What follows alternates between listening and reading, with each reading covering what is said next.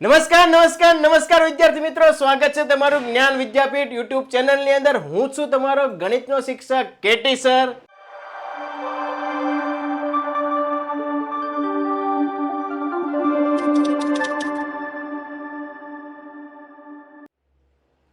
આજે આપણે વિદ્યાર્થી મિત્રો ચેપ્ટર નંબર 3 દ્વિચલ સુરેખ સમીકરણ યુગ્મની અંદર સ્વાધ્યાય 3.2 જેમાં પ્રશ્ન 1 નો ત્રીજો અને ચોથો દાખલો જ ભણવાનો છે અને એકદમ સરળ રીતે, અને એ પણ મારી સાથે. તો વિદ્યાર્થી મિત્રો, સૌપ્રથમ આ વિડીયો લેક્ચરને લાઈક કરો. તમારા મિત્રો હજુ સુધી જોયો નથી આ વિડીયોને, તેમને શેર કરો, અને તમે સબસ્ક્રાઇબ ના કર્યું હોય તો સૌપ્રથમ સબસ્ક્રાઇબ કરો. ઓકે, અને નોટબુક અને પેન સાથે રાખીને બેસજો, કારણ કે સાથે સાથે તમારે પણ પ્રેક્ટિસ કરતી રહેવાની છે અને અહીંયા જે પણ ભણાવવામાં આવે તે પણ લખતું રહેવાનું છે. પ્રેક્ટિસ કરશો તો જ સારા માર્ક્સ આવશે, કારણ કે વિષય છે ગણિત. ઓકે, આગળ જઈએ ત્રીજા પ્રશ્ન તરફ. પ્રશ્ન 1 ની અંદર ત્રીજો દાખલો. ઓ વાવ,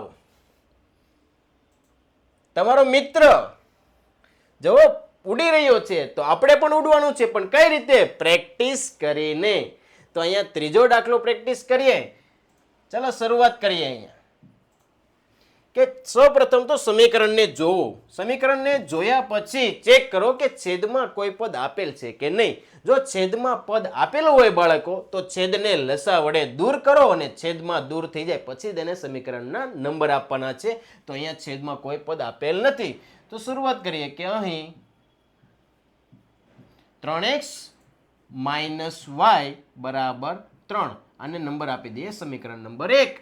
આગળ જો 9x - 3y બરાબર 9. હવે ધ્યાન આપો, સમીકરણ નંબર 2 આપી દો છો તમે. ઓકે, કાંઈ વાંધો નહીં, પરંતુ આગળ સાદુરૂપ આપતા તમને જણાશે કે આ સમીકરણમાંથી સામાન્ય નીકળે છે. જો સાદુરૂપ થતું હોય તો પહેલા આ સમીકરણનું સાદુરૂપ કરો, પછી નંબર આપો. ઓકે, તો સમીકરણમાંથી સામાન્ય શું નીકળે છે? તો અહીંયા જુઓ, 9 અને 3 બંનેમાંથી 3 સામાન્ય નીકળે છે, કારણ કે 9 ના ભાગ પડે છે 3 × 3. 3 તેરી 9. જો અહીંયા ધ્યાન, હું તમને ભાગ પાડીને આપું 9 ના, કે 3 × 3, એમાંથી તમે 3 સામાન્ય લઈ લો. 3 સામાન્ય લઈ લો તો અહીંયા શું વધે? તો કે 3 × x એટલે કે 3x માઇનસ આ 3 સામાન્ય લીધા તો અહીંયા શું વધે? y બરાબર અહીંયા છે 9. આગળ 3 ગુણાકારમાં છે, કૌંસ સાથે સામે લઈ જાઓ તો અહીંયા છે 3x - y બરાબર 9/3. આગળ 9 ના અને 3 ના ભાગ ઉડે છે. હા, 3 તેરી 9, તો ભાગ ઉડાડી દો, સંકોચ કરવાની જરૂર નથી. જેમ સાદરૂપ થતું હોય એમ ફટાફટ કરવા જ મળો. 3x - y બરાબર 3. હવે આને નંબર આપી દો સમીકરણ નંબર 2. હવે તમે વિચારો છો કે સ્ટેપ બાય સ્ટેપ આગળ વધવાનું જ છે.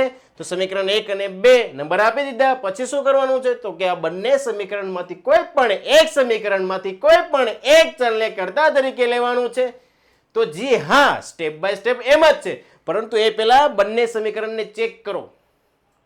3x - y બરાબર 3, 3x - y બરાબર 3. વિદ્યાર્થી મિત્રો, અહીંયા બંને સમીકરણ સમાન છે. કેવા છે બંને સમીકરણ? એક સમાન.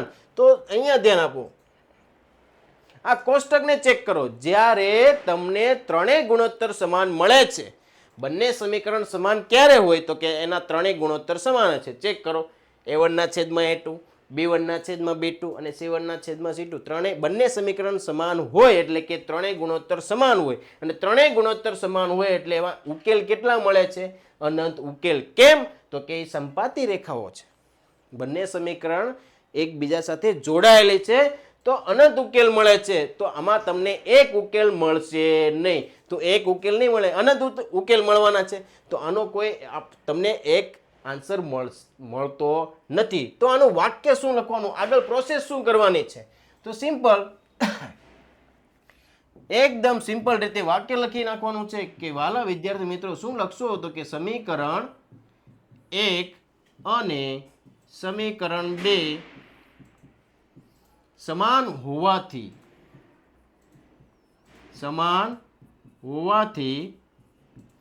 પછી શું લખશો? તો કે ત્રણેય ગુણોત્તર સમાન મળે, એટલે કે a1 ના છેદમાં a2 = b1 ના છેદમાં b2 is equal to C1 ના છેદમાં C2. આમ પછી લખવાનું છે આમ આપેલ દ્વિચલ સુરેખ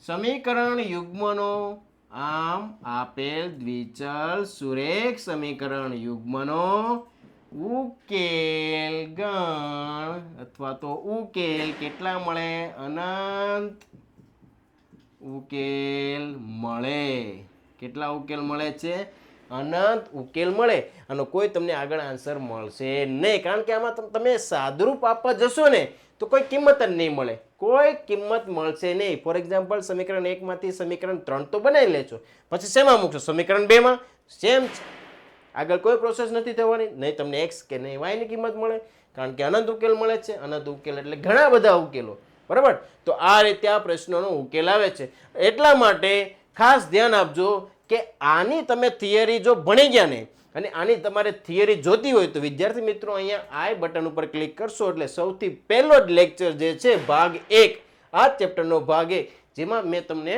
આ એકદમ સરળ રીતે કોષ્ટક સમજાવેલું છે જેમાંથી એક ગુણનો પણ પ્રશ્ન પૂછાય છે અને તમને આ રીતે જે પ્રશ્ન પૂછાય હોય એમાં પણ કામ લાગશે એટલા માટે ભાગ 1 જોવાનું ભૂલાય નહીં જો બાકી હોય તો આગળ વધીએ ચોથા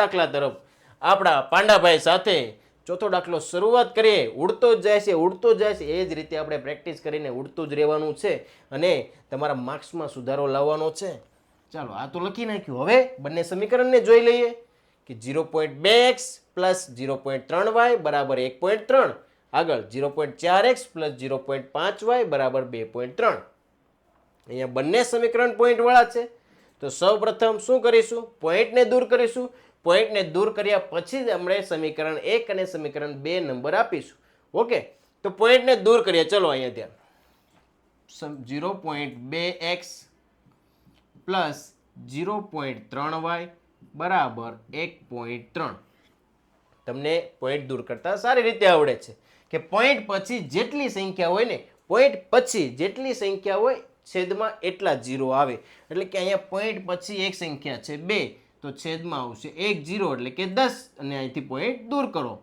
તો અહીંયા આવશે 2 ના છેદમાં 10 x પ્લસ 3 ના છેદમાં 10 y બરાબર અહીંયા પણ પોઈન્ટ પછી એક સંખ્યા છે તો અહીંયા પોઈન્ટ દૂર કરો એટલે 13 થઈ જશે 13 ના છેદમાં 10 હવે આગળ અહીંયા તમને જુઓ કે બંને વચ્ચે પ્લસની નિશાની છે બંને વચ્ચે પ્લસ છે અને છેદમાં સરખી સંખ્યા છે તો આનું સાદરૂપ શું કરવું તો કે લસા લેતા બંનેના છેદ સરખા છે એટલે સામાન્ય લઈ લો છેદ સામાન્ય લઈ લો 10 તો અંશમાં આવશે 2x પ્લસ 3y બરાબર 13 ના છેદમાં 10 બરાબરની બંને સાઈડ છેદ સમાન છે ડાયરેક્ટ ઉડાડી શકો છો સર સમજ ના પડી તો શું કરીશું તો કે જો અહીંયા ધ્યાન 10 ભાગાકારમાં છે તમે જમણી બાજુ લઈ જાઓ તો ગુણાકારમાં જ જશે તો અહીંયા અંશમાં 10 આવશે અને છેદમાં 10 તો ભાગ ઉડવાના જ છે તો તમે ડાયરેક્ટ પણ કરી શકો કે બંનેના છેદ સરખા છે બરાબરની બંને બાજુ તો ઉડાડી શકો છો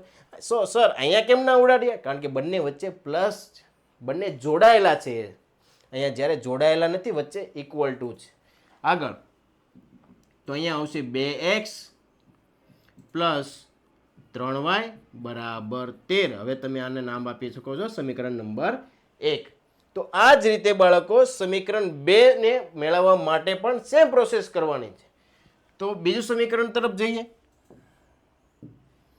0.4x પ્લસ 0.5y બરાબર 2.3 જો વિદ્યાર્થી મિત્રો તમને પહેલાથી જ ખબર હોય કે બધામાં કે પોઈન્ટ પછી એક એક સંખ્યા છે તો ડાયરેક્ટ પણ પોઈન્ટ તમે દૂર કરી શકો છો એટલે કે આ સ્ટેપમાંથી ડાયરેક્ટ તમે આ સ્ટેપ લખી શકો છો વચ્ચેના આ સ્ટેપ ના કરવા હોય તો પણ ચાલે જરૂરી નથી જો તમને ડાયરેક્ટ જ ખબર છે કે આના પોઈન્ટ બધી સંખ્યામાં પોઈન્ટ પછી એક એક જ સંખ્યા છે તો ડાયરેક્ટ પોઈન્ટ દૂર કરી દો તો પણ ચાલશે તમને ખ્યાલ હોય તો જો આપણે આમાં એમ જ કરીએ કે પોઈન્ટ 0.4 0.5 2.3 તો જો અહીંયા ડાયરેક્ટ પોઈન્ટ દૂર થઈ ગયો. તો સેમ પ્રોસેસ આમાં પણ થશે. તો અહીં શું આવશે ડાયરેક્ટ? તો કે 4x પ્લસ 5y બરાબર 23. તો લાંબી પ્રોસેસ કરવાની જરૂર નથી. ખ્યાલ આવી ગયો? લાંબી પ્રોસેસ કરવાની જરૂર નથી. હવે તમે સમીકરણ 1 અને સમીકરણ 2 નંબર આપી દીધા છે. હવે કોઈ પણ એક સમીકરણમાંથી કરતા બનાવો, તમને મજા આવે ને. x ને કરતા બનાવો અથવા તો y ને કરતા બનાવો, તમને સરળ પડવી જોઈએ એ રીતે બનાવવાનું. તો આપણે સમીકરણ 1 માંથી x ને કરતા બનાવીએ. કોને કરતા બનાવીએ? x ને કરતા બનાવીએ. સમીકરણ 1 નો ઉપયોગ કરીએ. 2x પ્લસ 3y બરાબર 13. આપણે x ને કરતા બનાવવો છે, 3y ને જમણી તરફ લઈ જાઓ તો 2x બરાબર 13 માઇનસ 3y. હજુ બે ગુણાકાર સ્વરૂપે છે x સાથે. x ને કરતા બનાવો એટલે એની સાથે કોઈ પણ પદ નહીં રાખવાનું. ઓકે, તો બે ગુણાકારમાં છે, જમણી તરફ લઈ જાઓ ક્યાં જશે? ભાગાકારમાં. તો માટે x બરાબર 13 માઇનસ 3y છેદમાં 2. આને નંબર આપી દો સમીકરણ નંબર 3. કેટલા નંબર? સમીકરણ નંબર 3. આ કરતા શેમાંથી બનાવેલો છે? સમીકરણ 1 માંથી. શેમાં બનાવેલો છે? સમીકરણ 1 માંથી. તો હવે આ સમીકરણ 3 ને શેમાં મૂકવાનું છે? સમીકરણ 2 ની અંદર. તો સરસ મજાનું એક વાક્ય લખી નાખો કે સમીકરણ 3 ને સમીકરણ 2 માં મૂકતા બા. સમીકરણ 3 ને સમીકરણ 2 માં મૂકતા. સમીકરણ 3 ને સમીકરણ 2 માં મૂકતા. શેમાં મૂકતા? સમીકરણ 2 માં. શું મૂકતા? મૂકતા બેનને મૂકી દઈએ. ચલો મૂકીએ. માટે સમીકરણ 2 4 x ના સ્થાન પર તો કે 13 માઇનસ 3y છેદમાં 2 પ્લસ 5y બરાબર 23. અહીંયા જુઓ, આ કૌંસની બહાર જે 4 આપેલા છે ને, આ કૌંસ સાથે ગુણાકારમાં છે અને આ છેદમાં 2 છે. તો આ બંને વચ્ચે ભાગાકારનો સંબંધ છે. ભાગ ઉડે છે? હા. તો 4 ના ભાગ 2 દુ 4, 2 2 ઉડી ગયા. તો અહીંયા કેટલા વધ્યા? 2. તો આ 2 નો અંદર ગુણાકાર કરો, પહેલા પદ સાથે અને બીજા પદ સાથે. ચાલો ગુણાકાર કરીએ. 13 દુ 26 માઇનસ 2 તેરી 6y પ્લસ 5y બરાબર 23. હવે આગળ સાદરૂપ. તો કે y વાળા પદનું સાદરૂપ આપો અને જે સંખ્યા તમને દેખાય છે ને એ સંખ્યાને જમણી તરફ લઈ જાઓ. એટલે કે આ 26 ને જમણી બાજુ મોકલો અને આ y નું સાદરૂપ આપો. તો અલગ અલગ નિશાની હોય તો શું થાય? બાદબાકી. 6 માંથી 5 જાય તો 1y. આપણે 1 લખતા નથી તો માત્ર y અને મોટા પદની નિશાની બરાબર અહીંયા આવશે 23. 26 ને જમણી બાજુ લઈ જાઓ માઇનસ 26 તો અહીંયા આવશે માઇનસ y બરાબર 26 માંથી 23 માઇનસ કરો. કેટલા વધે? તો કે સર 3 વધે. તો 3 લખો મોટા પદની નિશાની એટલે કે -3. બરાબરની બંને તરફ માઇનસ માઇનસ ઉડી જાય તો વચ્ચે y બરાબર 3 છે ને. એકદમ સરળ બાળકો. ભાઈઓ તથા બહેનો, અહીંયા તમને y ની કિંમત મળી ગઈ. હવે આ y ની કિંમતનો ઉપયોગ ક્યાં કરવાનો છે? તમારે હજુ x ની કિંમત પણ મેળવવાની છે. તો y ની કિંમત શેમાં મૂકશો? સરળ પડે એમાં. તો કે y ની કિંમત સમીકરણ 3 માં મૂકો, કારણ કે અડધું સાદુરૂપ તો ત્યાં આપી દીધું છે. આપણે વાક્ય લખો. y ની કિંમત સમીકરણ 3 માં મૂકતા. y ની કિંમત શેમાં મૂકતા? સમીકરણ 3 માં મૂકતા. ચાલો મૂકી દઈએ y ની કિંમત સમીકરણ 3 ની અંદર. સમીકરણ 3 તો કે x બરાબર 13 માઇનસ 3 y ના સ્થાન પર તો કે 3 છેદમાં 2. હવે સાદરૂપ આપો બાળકો. સાદરૂપ 13 માઇનસ 3 તેરી 9 છેદમાં 2. 13 માંથી 9 માઇનસ કરો. કેટલા વધે? 4 વધે. 4 ના છેદમાં 2. 4 ના છેદમાં 2. 2 દુ 4 ભાગ ઉડે છે? હા. 2 2 ઉડી ગયા. કેટલો જવાબ આવે? 2. કેટલો જવાબ આવે બાળકો? 2. નાના તો ત્યારે કેટલા આવે? 2 પછી કેટલા આવે? તો કે 3. અમુક લંઘાયેલા બેઠા. અરે જુસ્સો રાખો, પ્રેક્ટિસ કરો. નથી ખબર પડતી એ મગજમાંથી કાઢી નાખો. ખબર પડે જ છે પરંતુ તમે આળસ અનુભવો છો, પ્રેક્ટિસ કરતા નથી. પ્રેક્ટિસ કરો, એકદમ સરળ રીત છે આ.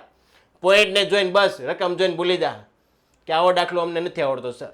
અરે પ્રેક્ટિસ તો કરો, કાંઈક સાદુરૂપ આપો તો ખ્યાલ આવે ને, આગળ વધો તો ખ્યાલ આવશે. ઓકે, તો આ રીતે જો અહીંયા બાળકો એક્સ અને વાયની કિંમત તમને મળી ગઈ. હજુ આ દાખલાનો તમે એન્ડિંગ પોઈન્ટ નથી આપ્યો, એન્ડ આપો હજી આને. તો કઈ રીતે એન્ડિંગ આપજો એને? તો કે આમ આપેલ, શું આપેલ હતું? તો કે દ્વિચલ સુરેખ સમીકરણ યુગ્મનો